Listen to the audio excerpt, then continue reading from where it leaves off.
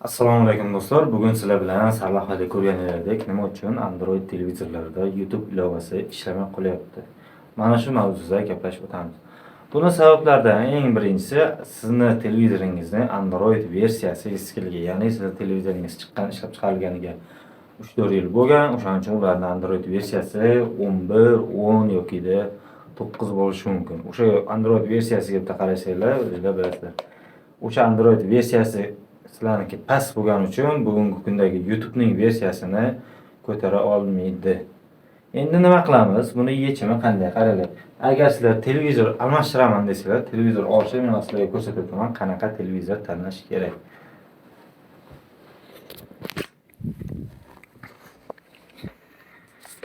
Televizor olishda e'tibor beradigan narsalarimizdan biri bu albatta uni Android 14, ya'ni Androidning nechinchi versiyasida ekanligi. Bu Android 14 yoki 15 qancha katta bo'lsa, shuncha yaxshi. Android 14 sizlarga yana bir 3-4 yil bemalol xizmat qilib beradi, ya'ni yangi obnovleniyalarni qabul qiladi. Agarda eski televizorlar bor sizlarda ham endi uni qanday ko'ramiz desanglar, sizlarga TV Box degan mini TV televizor bor, pristavka. O'sha eski televizorlarga ulab qo'yasizlarda, HDMI kabel bilan bemalol ko'raverasizlar. Uni hech qanaqa vahimali joyi yo'q. Men sizlarga ko'rsataman. Mana bu yerga uni o'chirasizlarda Android TV deb yossanglar yoki Smart TV yoki Android pristavka deb mana chiqadi mana bu yerda. Mana o'zim marketdan ko'ryapman men. TV pristavka dela televizor Smart TV Box 8 Ultra HD. Buni tanlashda nimaga e'tibor berasizlar? Bunda ham xuddi shu boyagi versiyasiga e'tibor berasizlar. Android versiyasiga Android TV 98 deb yozib qo'yibdi bu yerga. Mana ko'ryapsizlarmi? Android 14 narxi 361 ming so'm. Olganinglardan so'ng, mana ko'pchilik olgan o'sha mana.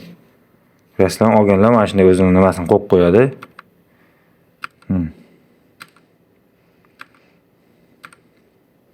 Ko'rsan Android TV.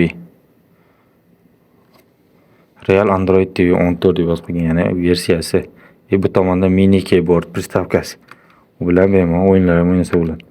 Hozir endi sizlarga xullas odamlar olgan, o'shalarni mana bu yerda rasmlarni qo'ygan. Bu yerda izohlari ham bor, hozir ko'rsataman.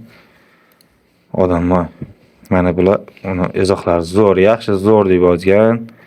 Xrom ishlashi yaxshi. Tanlashda buni ham mana shu versiyasiga e'tibor berasizlar. Iloji boricha kattaroq bo'lsa Android 14 yoki 15. Narxi unchalik qimmat emas, ana 300 ming so'mdan 400 ming so'mgacha bo'lishi mumkin. Android 8 Ultra HDR. Oddiy HDMI kabel bilan ulab qo'yasizlar televizorlarning orqasiga, bo'ldi, bemalol yana ko'raverasizlar. Hech qanday vahima yo'q, mana qaranglar. HDMI bilan ham ulasanglar bo'ladi. Juda eski televizor bo'lsa, bilan oddiy mayda DVD kabel bor-ku, 3 ta. O'sha bilan ham ulasanglar bo'ladi. Suyt ham ketdi. Do'stlar, ko'rdinglar videoni, chicha bo'lsa ham foydalanayotgan bo'lsa, tirsak lashani bosib qo'yinglar. Kimni mana shunaqa muammosi bor, tanishlari bo'lsa televizor bilan, o'shalarga jo'natib qo'yinglar. YouTube ilovasini udalit qilib qaytadan uстановка qilsalar ham baribir yana xuddi shunday bo'lib qolaveradi bu.